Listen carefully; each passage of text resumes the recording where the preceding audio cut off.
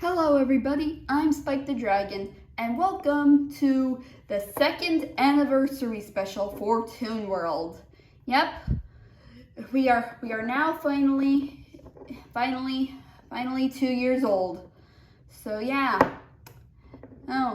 really, time flies, doesn't it? Now, like last year, we're gonna be, recapping some of the stories that recently just came out recently.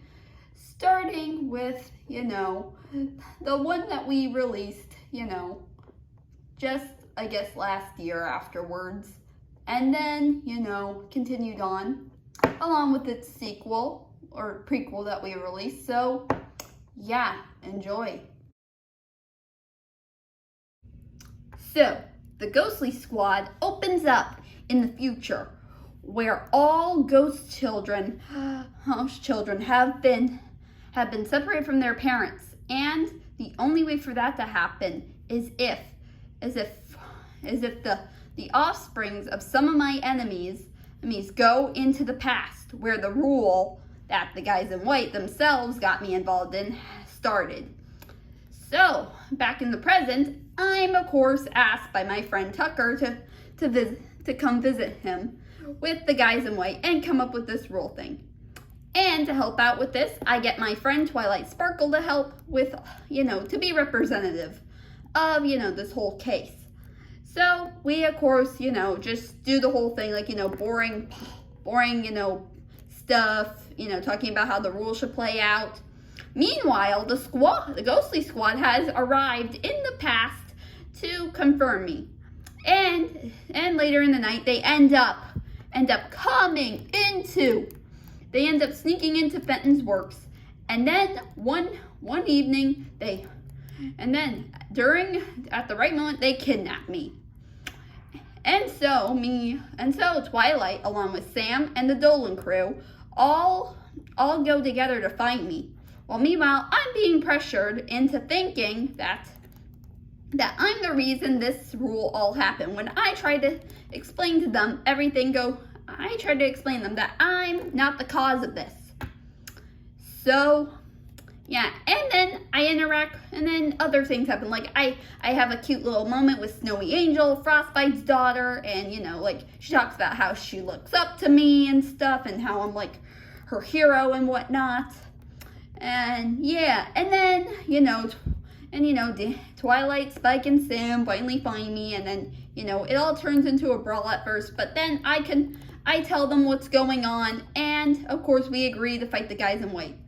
And we do so. And then pretty much, well, Princess Jewel turns into a dragon, and then, the whole fight's over. And so the whole rule never happened in the future. And that's pretty much, the whole story.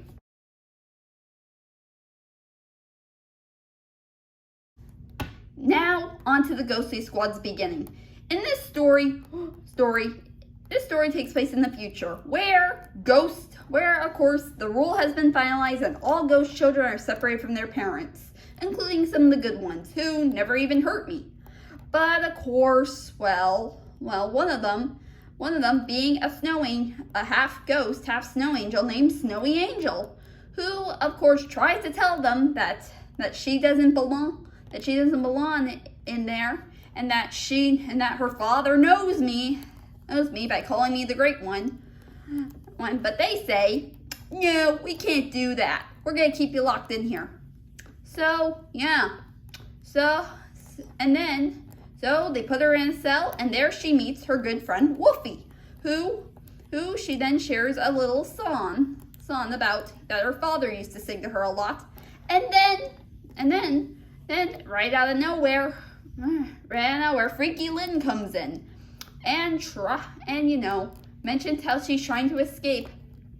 And pretty much Snowy says to them, hey, why don't you take us with you? We'd love to get out of this place. And so they're like, oh, and so she's like, okay, fine, I'll take you with.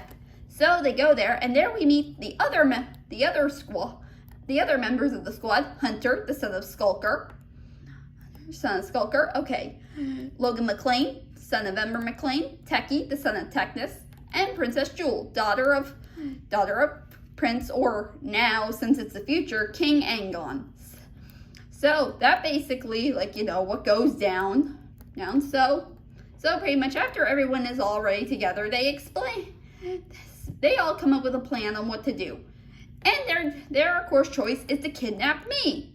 Although one problem, I'm not in town around this time. So instead of me, they end up accidentally kidnapping my future son, Dice Fenton. So yeah, that's what happens. And basically, after finding out they've kidnapped the wrong one, they blame Snowy for it because she was the one who basically got her attention to follow them and have him get kidnapped. And, well, Freaky hits her at one point. But, of course, Dice, being Dice, says, hey, you can't be doing that. And, oh, what the hell? And then they all just go to sleep. But before that, Freaky tells Snowy, yeah, do yourself a favor. Keep an eye on him. Make sure he doesn't escape. That's what happens. But then later in the night, she catches him singing. He catches her singing that beautiful song. Again, the song that Frostbite sang to her. And of course they say, we shouldn't be enemies. We should try to get along. And maybe, we should at least, fight off these, tell these guys in white that this isn't right. So, of course, they agree to do their thing. And wouldn't you know it, they end up agreeing with the rest of the squad. And, well, things start to take a turn. So the squad ends up setting other ghost children free. And a big battle ensues. And then, pretty much after that, the asylum where all the ghosts were supposed to be placed is torn down, and people start protesting about how ghost children shouldn't be imprisoned by using the hashtag Ghost Lives Matter. So, yeah. And then pretty much during this moment, Clockwork comes in and tells them that he has a mission for them. So pretty much they are supposed to go to his place in the ghost zone. However, while that's going on, Snowy and Dice have a bit of a relationship start a relationship and become a couple, which they find out thanks to Freaky and Jewel, just downright catching them kiss. So yeah, but apparently due to this, Snowy has to go back to the ghost zone to help with the problem. This, of course, leaves Dice very sad, but before leaving, Snowy reminds him. They all remind each other that they'll still be together. So, yeah, and that's both the stories of the Ghostly Squad and the Ghostly Squad's beginning. So, the Hornless Unicorn in the City opens with a pony couple by the name Blue Gem and Diamond Rose, who, after the events of this thing called the Big Storm, happens, and they end up losing their home. They, along with their little foal, Sapphire Rose, end up in animated New York's, comic book cities, animated New York. But one night they are tragically murdered by a unicorn with a broken horn. And who is that broken horn unicorn, you may ask? Well, you will find out. Now they are dead, but Sapphire manages to stay alive.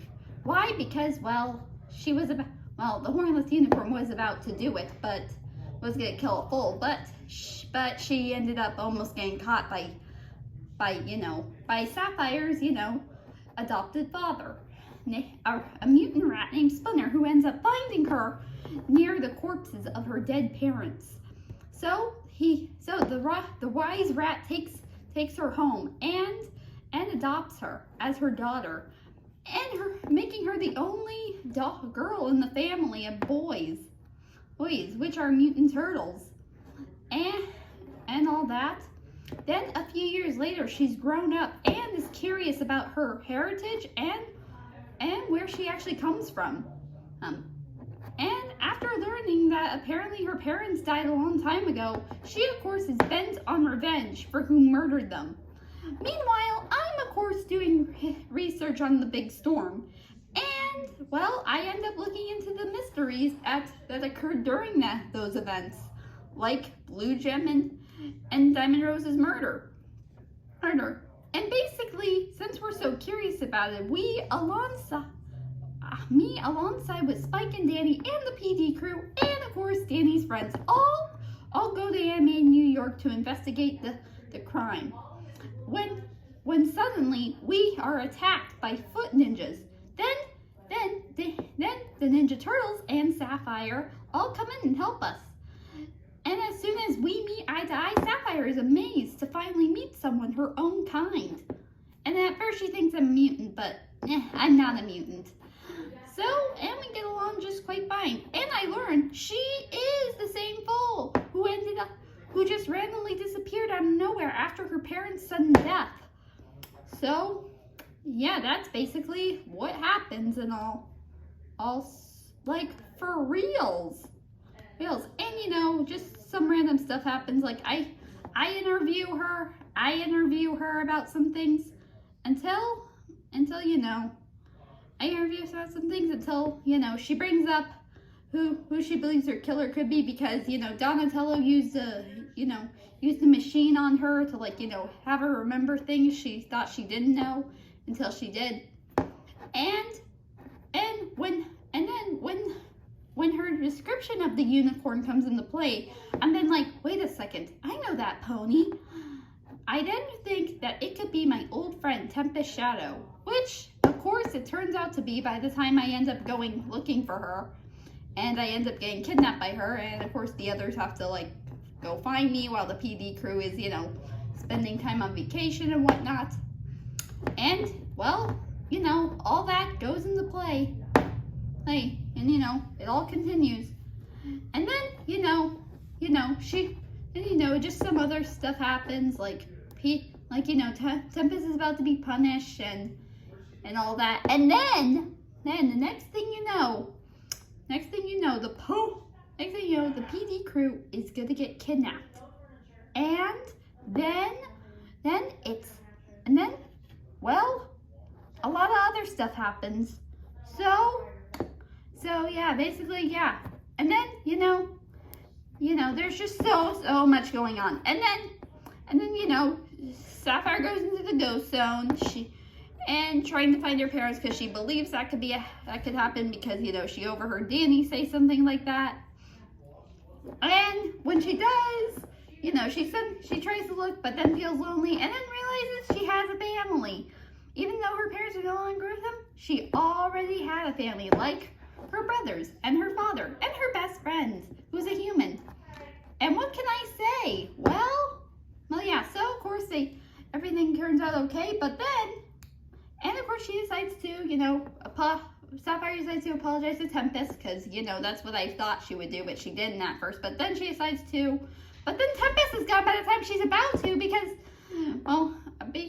she decides to go off and, fight off the Foot Clan, who have kidnapped the PD crew as well during this whole time. So, yeah, so of course we all go out and help out. And then, well, big battle ensues. And then after that, the Foot Clan are defeated, and then we go to Ponyville, celebrate the celebration, and well, Sapphire has to make the tough decision on whether or not she should stay with her family or live in Ponyville. But in the end, she chooses her family because it's where she truly belongs. And as for Tempest, she decides that she's going to, stay. She's going to, explore more of Toon World while she's out.